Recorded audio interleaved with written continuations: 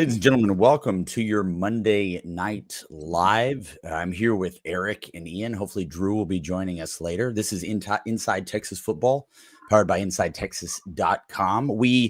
Team 123 has just finished their season. We're now moving on to Team 124. It just happens that quickly. But Team 123, 16 games. They won 13 of them, only lost to 2 teams. Very successful year. I mean, we were playing more football than 97% of the country, which is great. We got to see meaningful football into January, which is honestly was a real awesome thing, at least for me. So I'm just we're going to get into some of the specifics here in a little bit, Ian, but just kind of top of mind. What are your shoot from the hip impressions of Team 123? I thought it was a good season. They beat Oklahoma handily. They beat Texas A&M on the road. They beat Michigan on the road. They went to the SEC championship game. They made it to the Final Four of the playoffs. A championship would have been nice, but I mean, when you lose to the same team twice, it's hard to believe that you're really the best team in the country. You know, that question was answered. It felt pretty definitively when they couldn't beat Georgia either time. So I thought they had a good season. I thought the end was kind of fitting, and good year, good thing for Sark to build on. I know everybody's mad because they lost, but this program's in amazing shape right now. And you've written about that quite a bit at InsideTexas.com, Eric. What are just if you were to kind of recap what are your feelings, Eric? What are your feelings about the season? I'm excited because I think PK is back to being UW PK, and it's not going to change for a long time. That's my biggest takeaway from the season is that the defense is here to stay. I think they've got a good identity going forward. I think they've got a good pipeline of talent. They're going to be good again next year on defense. They still need a couple of pieces out of the portal, but those will come. That's my takeaway. I wish the offense would have been a little more consistent. Still some questions. Too many turnovers. Could have been better in the red zone. They got off to a hot start in the red zone. You think at one point they had 29 trips and 24 touchdowns and 4 field goals, something like that. They didn't kind of pan out. But to Ian's point about losing to Georgia twice means you weren't the best team in the nation. I mean, they're a couple plays away from beating Ohio State and then playing for the national championship. So I think they still could have been the best team in the nation.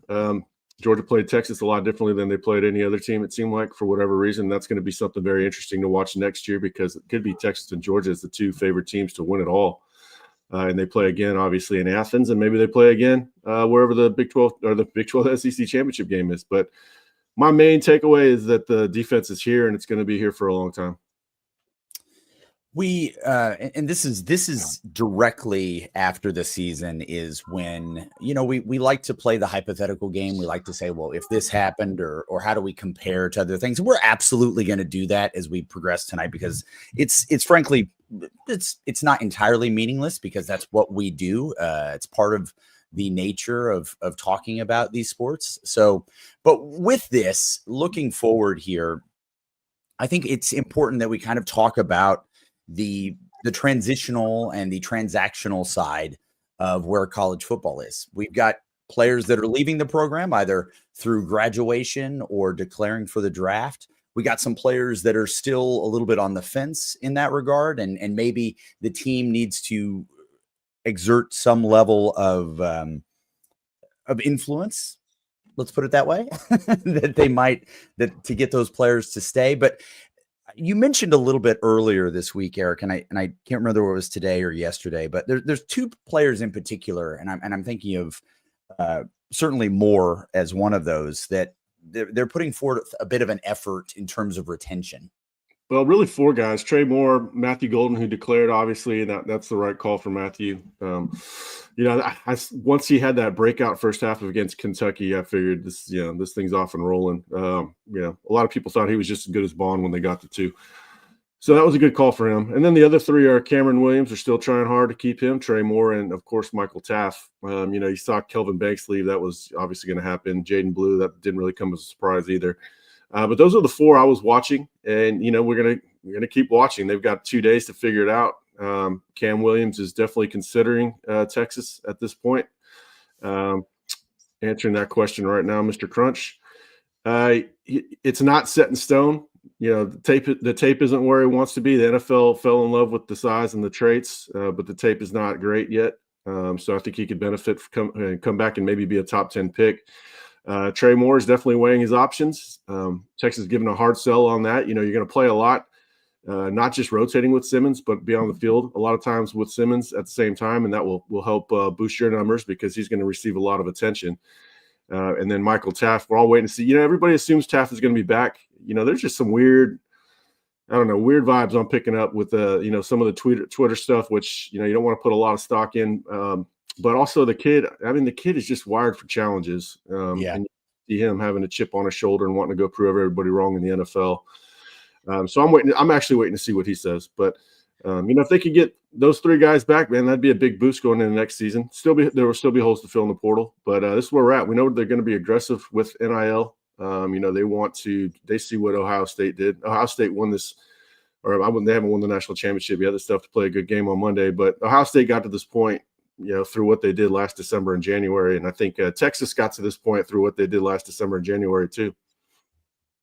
How much, you noted this again, we are now in the phase, and I think that part of this is just because we've played so late into the season here, and the transfer portal wasn't necessarily what we thought it was going to be in terms of some of our needs. So you see a lot more of this going into the spring like we did last year. I know that you pointed out earlier that Lole and Norton came in the spring, which were phenomenal pickups. That seems to be where the staff is leaning right now, just by way of availability. Is that a fair assessment? Yeah, guys' contracts run out at 2 different points, some in the winter and some in the spring. And Texas will have some of those guys in the spring on their own roster that they have to retain. But yeah, there will be guys available. And, sometimes when, a lot of times when Texas truly needs something to break their way, they find a way to make it happen. So I tend to think that they're going to find another Lole and Norton in the transfer portal. But as Ian pointed out while we were having that same discussion, the spring with you're going to have Brevard and Shaw getting acclimated, but it's also going to be a lot of time to get Justice Terry. We should crop that comment from IT and put it on here that we got on Justice Terry from a former player that attended practice, just really effusive in his praise of Terry. But you got Terry, Sharma, and Charles, and of course Alex January that all need reps too. So maybe guys coming in, if you get a Bill Norton and a Lole later, is actually better for the development of these younger guys that you're also going to count on this season. 2 players in particular, and I can't remember whether we went to this or not, but have you heard anything specifically about Niblett? No, I don't know what's going to happen there. They kind of were trying to turn him into a Keelan Robinson and trying to, fill some, gaps with due to injuries. But, I know they want to get more speed at slot. Obviously, DeAndre Moore's plenty fast, but there's not a lot of proven behind him. I think maybe they might move Butler over there. I could see them keeping Niblett in some sort of hybrid running back special teams role like Keelan Robinson had, but that might depend on how a guy like Dalen McCutcheon looks when he comes in the spring. I think McCutcheon's going to have a chance to play pretty early. But maybe they move Butler there as well. I think it's going to depend on other players as much as it depends on Niblett. It seems like they had already got Niblett in a decent spot in special teams, and that may have been why they were optimistic going into the playoffs. Because I noticed he was making a lot of tackles on he's a tough guy. He's a tough guy, and that's what you want in that position, and also in that running back where, he made some plays at running back too. That was kind of infrequently and in the middle of the season, but he ran hard when he did get a chance. So yeah, there might be some meat on the bone. Speaking of meat on the bone, he needs to put a little more on his. But yeah, I think they want to find ways to get him involved because he is so athletic and so fast.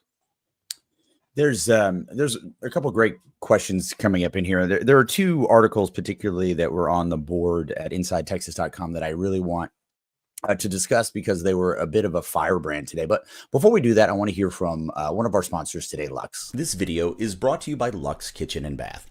Luxe has been offering high-end kitchen and bathroom remodels for 3 generations throughout the greater Austin area. With 5-star review after 5-star review on Google and Facebook, and an A+ rating from the Better Business Bureau, you can put your faith in Luxe Kitchen and Bath's award-winning designers and skilled craftspeople to bring to life that dream vision of your special home.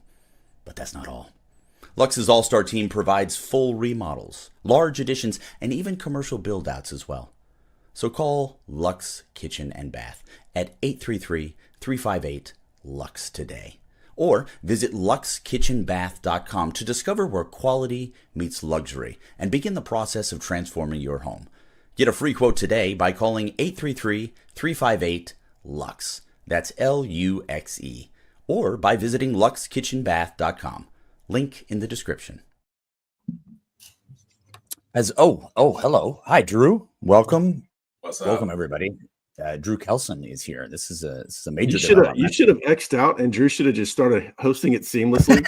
It's a missed opportunity for sure. It's an instant upgrade. That's well, we absolutely didn't. Now we're punishing the audience with a player. And Helio is asking specifically with a player like Wisner.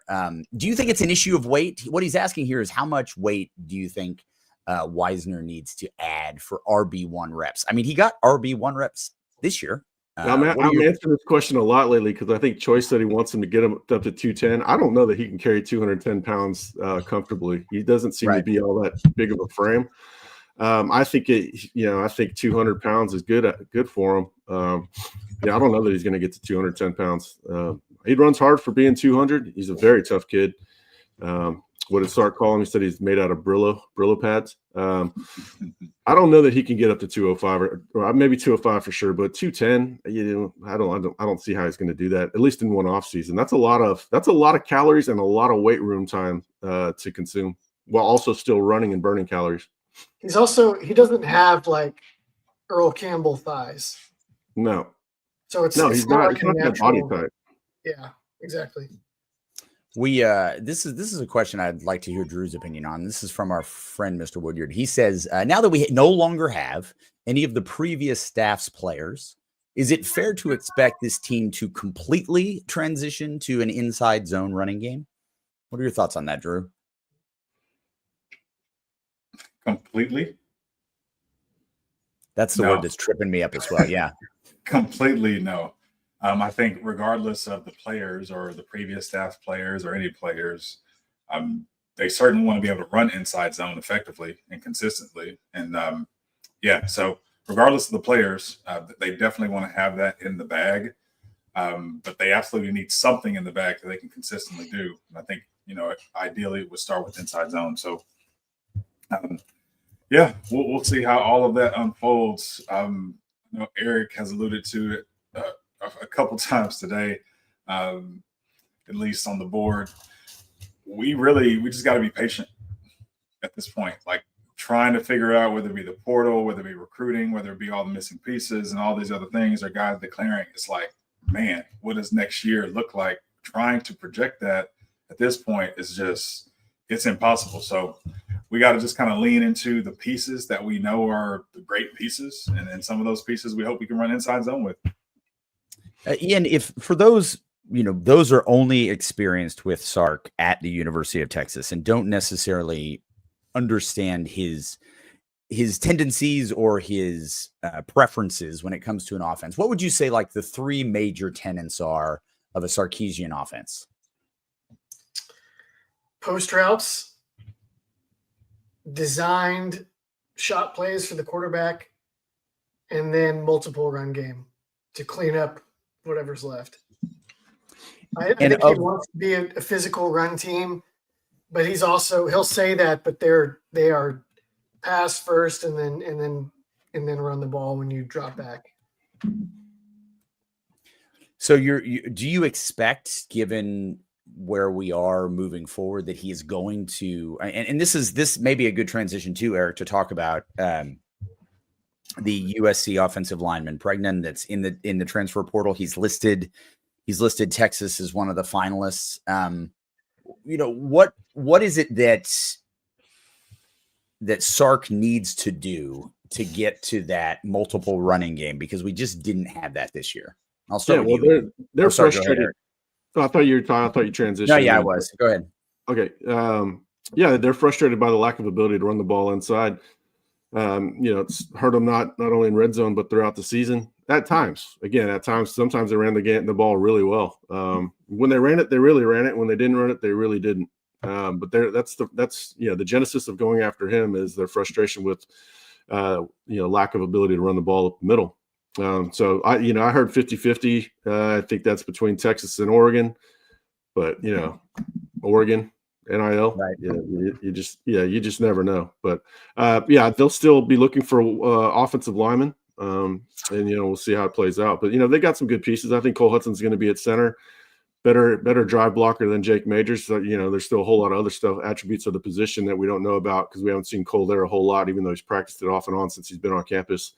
Umi Ozulo is a big run upgrade over Hayden Connor, but then there's going to be a trade-off in the pass game, and then DJ Campbell, of course, has all the traits to be a great drive blocker. I don't really know why he hasn't put that together a little bit more. He's been there 3 years, played a lot in 3 years, so the pieces I think are there to do it. But that's what we're going to have to learn in spring ball. And, the unfortunate part is, they're not going to – we'll have to hear about them going up against Shaw and Brevard probably to get a good feeling for how effective they actually are because, you don't want to have you don't want to get hoodwinked by zero sum where, they might be running it great, but they're going up against true freshmen or something. So I think it's an appropriate time to skip over here, Ian, to what let's just go ahead and put it out there. I mean, Brett Nelson is calling your post the thread of the year so far. And for those of you playing at home that aren't members of InsideTexas.com and missed what was going on today, well, first of all, shame on you. Join us at InsideTexas.com. There's amazing content like some of the stuff we're going to talk about today where you put, and I'll just go ahead and give everybody the title of this post. No, Steve Sarkisian should not give up play calling. This thing currently has 222 replies, 221 replies. The common sentiment here seems to be amongst board posters that it is very, very difficult for a play caller to also be a game manager. And I would just love to hear all of your thoughts on this. But since it was your post, we'll start with you, Ian. I almost want to just tell people, even if it was supposed to happen or it needed to happen, it's not going to happen. If Texas went to Sark and was like, look, Sark, you really need to hire a play caller. He could just get on the phone and say, hey, what was that? Dallas Cowboys? Hey, what was that other NFL team? You want to hire me and let me call plays? Oh, what was that? USC? You don't like Lincoln Riley? You want me back? Redemption story? Okay. I mean, it's just not going to happen. It shouldn't happen. My article is actually about why it shouldn't happen, but it's also, It's just not going to happen. So part of me is annoyed that this is even it's peak off season kind of discussion. But part of the reason that he could pick up the phone and go to any number of NFL teams if he wanted to is because everyone in football thinks that he's a brilliant play caller. It's only Texas fans that think that Sark is not a good play caller. And maybe a few tag along Oklahoma fans or fans of other programs that are like, why did you call a toss? That was dumb. Okay. Secondly, usually when a coach, it's like, hey, you really need to hire a play caller. Usually the reason is the rest of the program needs help. The recruiting is not up to snuff.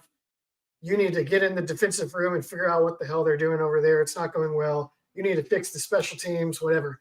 Overall, Texas's program health is amazing. They just had the best defense I've seen since 2009, at least, maybe better. They just signed the number one class in the country. Special teams actually slipped, but the year before they were amazing. Their specialists were shaky. They're going to have a lot better specialists next year. That's a big part of it.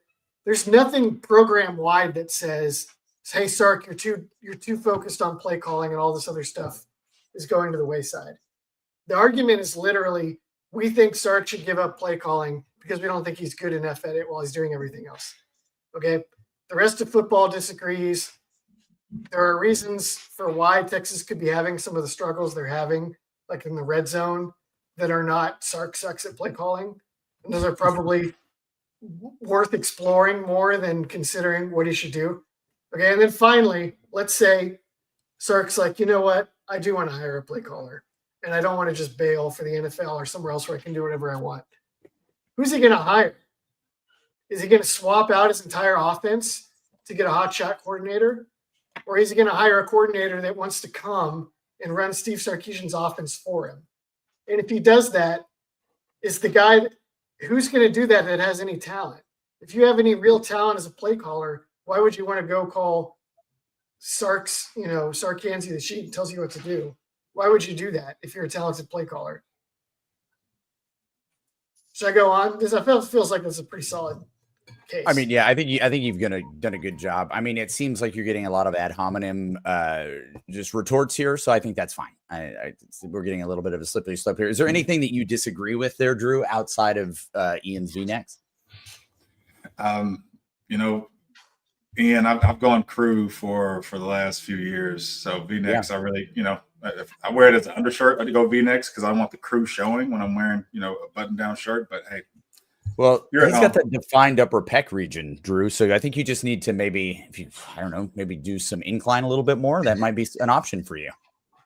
Thanks for the advice there. That's not a problem. No, I do agree with Ian on all of that, but I think Ian, of course, goes into the details of it. At the end of the day, Sark's brand is offense. That's why everything you're excited about the future is tied to the offense. Sark is letting his defensive staff build and develop and do what they need to do. And they have access to all the resources. You don't get that at every school, where the offensive head coach is allowing the defense to just tap into every resource possible to be great. Sark has proven that that's allowable. So it's not just his brand is offensive, but he also balances that out with really leaning into the defensive side of things. But that's why recruiting is there. That's why the Mannings are there. I mean, think about it. So as much as you want somebody else to come in, it's like, yes, who's going to come in? But what are you sacrificing in brand equity? What are you sacrificing in just everything that's built into really why he's here? So I think as Sark continues to develop the resources he has and acquire more talented resources, more talented players, more talented. I mean, he's going to continue to press that part of it. You'll see, and maybe even this fall, he's not as bad of a play caller as you think. And so, yeah, I just hang on to that for a while. I would also like to remind everybody that, the last 4 football teams playing in the country, and for the second year in a row, Texas was one of them. I think that does count for something. And I know that we're coming off something that is a little bit of it's an open wound and people are feeling like they need to justify some of those things, but we don't need to make drastic changes here. Things are, as Ian and Drew have just pointed out, in a very, very good place. We did have a super chat, unless there's anything you want to add to that, Eric?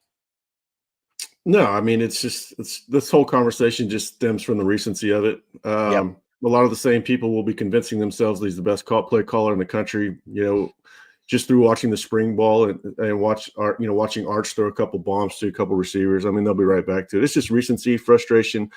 And a lot of people tend to focus on results, rather than process and all these things. And he's had a couple of high profile, maybe miscues. I didn't agree with that play call either, but I mean, shit happens. And, he had a high profile, snafu against OU last year, and people don't like losing to OU, but I don't think he gets enough credit for the great play calls he does make, if that's the case. Because if you want to go, bad play call versus good play call, the good far outweighs the bad. So to me, it's kind of a wasted conversation. But hey, man, if we want to start off the offseason with it, let's get it out of the way. Yeah, I think getting it out of the way is really the thrust of this right here is because it was a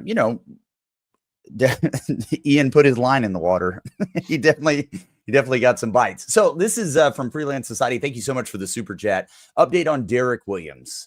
Could be an impact player. People are saying he would be a 3-year guy and off to the NFL. I hope he comes back healthy. Where are we on that? What are your thoughts on that, Eric? I posed that 3-year question to a source his freshman year when he was flashing all over the place, but also having some miscues. And he said, yeah, it's going to be borderline 3-year, 4-year guy. Just kind of comes down to how he processes and that stuff, the kind of the cerebral parts of it. He's expected back in the summer. I heard June. I think June he'll be full go. And so that'll give him plenty of time to knock off some rust and then hopefully have a good spring, good August when they really let him test the knee out and get back to being comfortable and making plays. Yeah, if Taft leaves, Derek Williams all of a sudden is one of the most important players in the entire program. And so, hopefully he's learning a lot from being able to watch on the sidelines. Certainly he's had good mentors in front of him with Taff and Makuba this year. So I expect him to come back. The guy's a freak. He's one of those guys. My wife saw him run across she's like, who the hell is that guy? Where you don't have to be you can just be a casual observer and see how talented he is. So they need to get him back. It's frustrating that he lost a lot of reps this season that would have made him better going into next season. But check back with me and after spring ball, and we'll talk about how he's doing. Let's talk about this a little bit, Drew. What is this 3-year dynamic becoming more of an issue, and why do you think that's going to become maybe more of the norm? Oh, you're on mute, Drew. I really hope it's good what you're saying. Look at there we go. Look at the talent we're recruiting. It really starts there. No one. Kelvin Banks was kind of the starter for us. It's like, hey, freshman, balls out, 3 years. You knew it early on.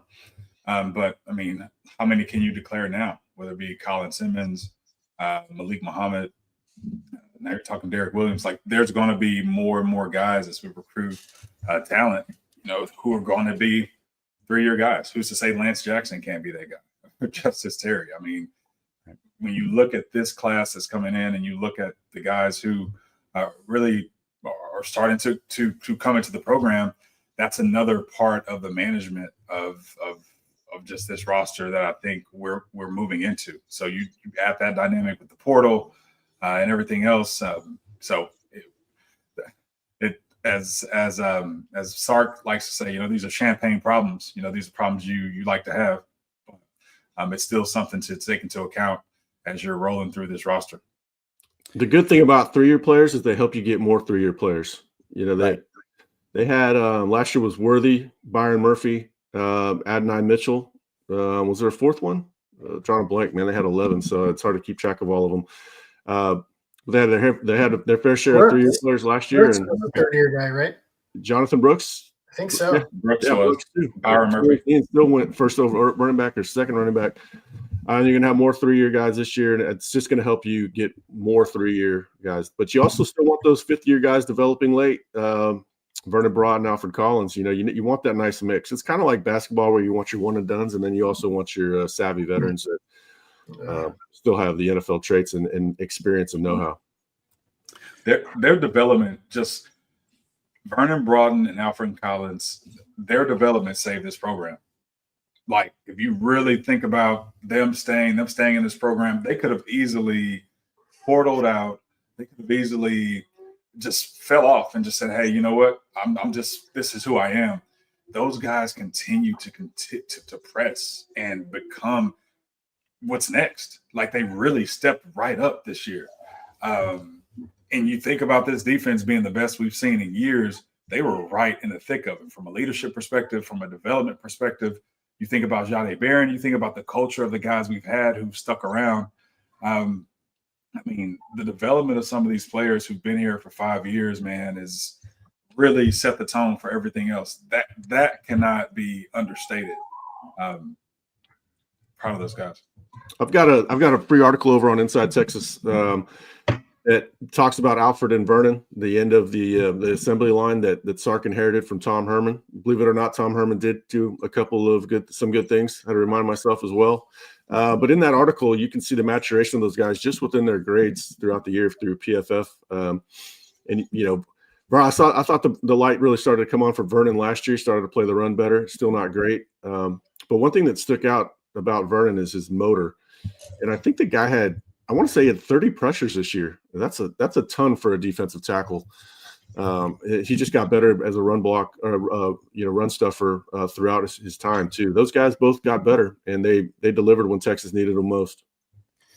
One thing about InsideTexas.com is we don't tell you what you want to hear. We tell you what you need to hear. And sometimes you need to hear some hard truths, and this is one of them. I'm just going to say, guys, you probably need a fiduciary financial advisor. And I've got the guy for you. His name is David McClellan with Forum Financial. He works broadly and deeply with his clients as a financial life coach.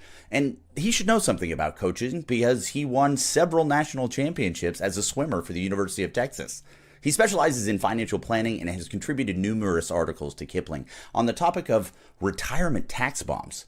So contact David today to be your fiduciary financial planner and schedule a 1-hour consultation to assess your financial situations. The free consultation is available, so just give him a call. The number is 312-933-8823. That's 312-933-8823. His email is also in the description below.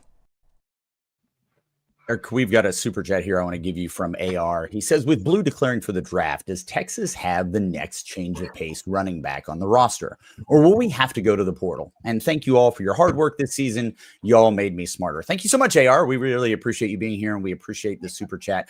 Change of pace running back. I mean, we've had, obviously 2 running backs were injured in the preseason that could have been potential difference makers for us. Where does that room sit with Blue going into the draft, and what Choice wants to do with who's currently on the roster? Yeah, I think by change of pace, he means speed back. Yeah, I think so too. Because Trey Wisner obviously has a versatile skill set. He had a lot of receptions this season.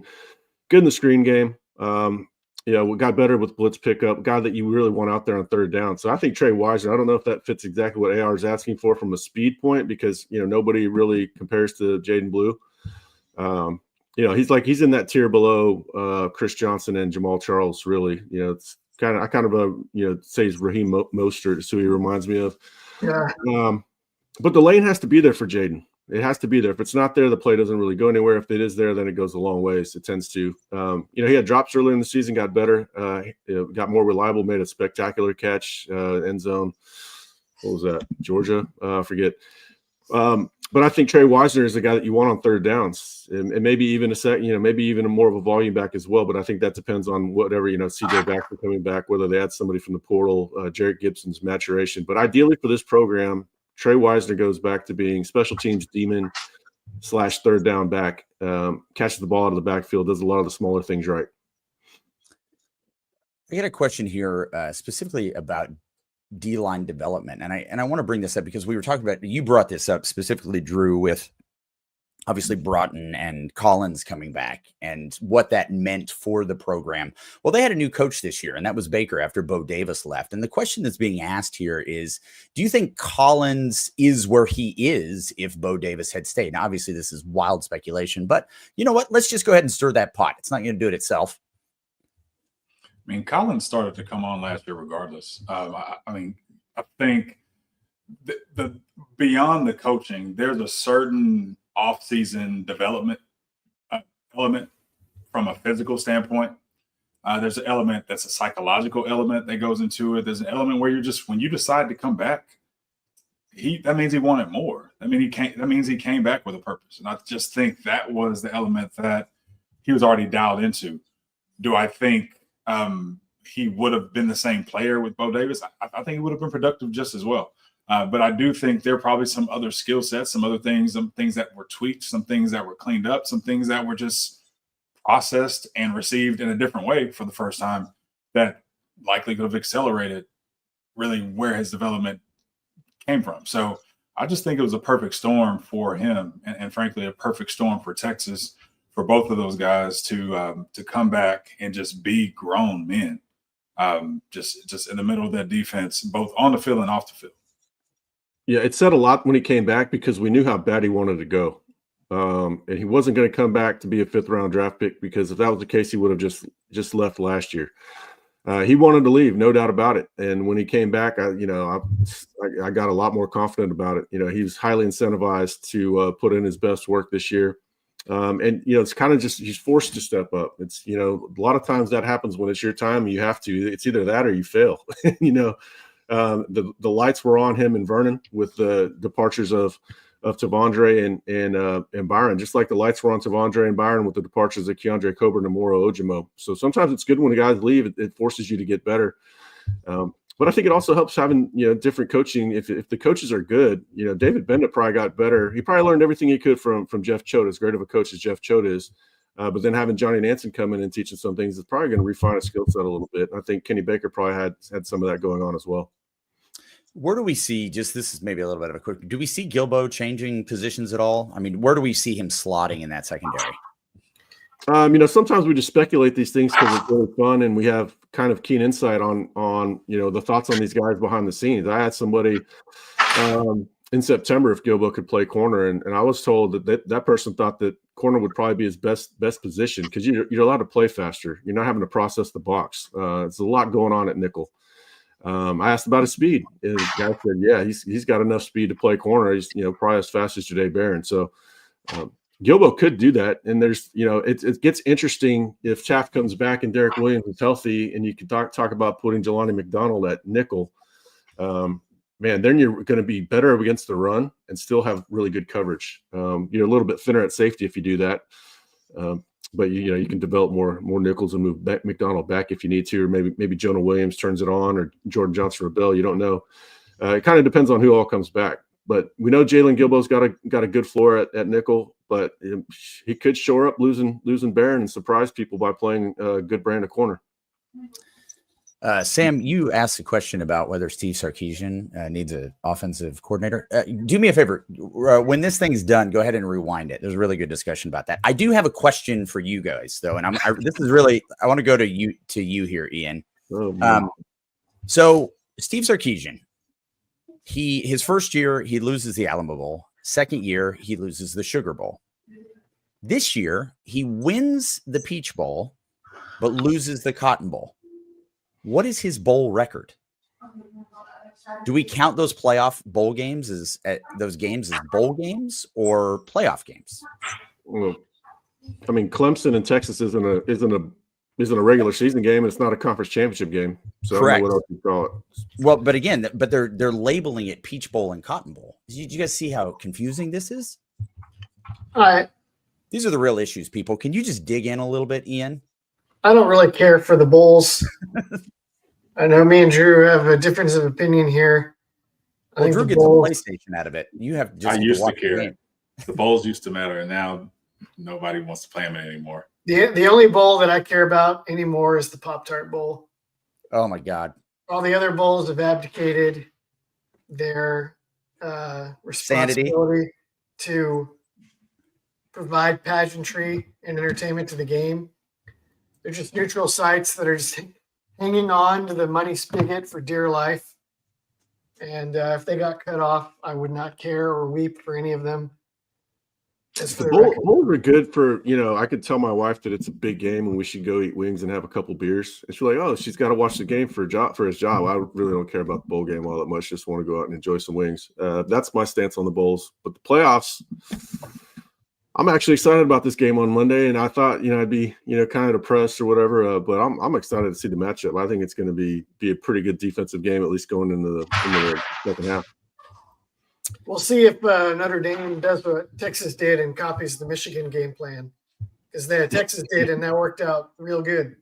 Yeah, if they're going to copy Texas by copying Michigan. Yeah, it's like that shoot Wayne Gretzky, Michael Scott quote. I don't know if all of our viewers know this, if they noticed in the game, but the Michigan game plan we talked about for 10 days is pretty much exactly what Texas did. And that's why Jeremiah Smith had 1 catch for 3 yards on 3 targets. So, well, we were talking about the game plan before the game, what we knew of it, and Ian got a little bit excited because it was very similar to what he had written about. I think you got a little bit more confidence after that discussion. I did, and it was right because they had a chance to win the game, mostly because of that. Help me out. I've been a little bit out of the loop today. What is? No. Quinn's going to the NFL. Yeah, okay. That's what I thought. I didn't think he was doing that. All right. We want to Dex is dialed in. The Red Sea kind of parted for him because everybody else is coming back for some reason. So yeah, I think they actually feel I think his camp feels pretty decent about their draft position. Kind of makes sense. But a lot of it is, quarterbacks, it's just who the hell drafts you. You can get really lucky or you can have a lot of misfortune. We want to thank everybody for joining us here at Inside Texas Football, powered by InsideTexas.com. If you're watching us on Twitter, which most of you are, go ahead and follow the account that you're watching this on. If you're over here on YouTube, please like and subscribe. It really does help us out. we are about to, well, we've officially kind of closed the door on Team 123, and now we are moving on to Team 124 with the portal and recruiting. There is a lot of information still flowing around, and we really wish that you would stay with us throughout the week. We've got a lot of stuff for you, and we really appreciate you joining us tonight. Thanks so much, and hook 'em.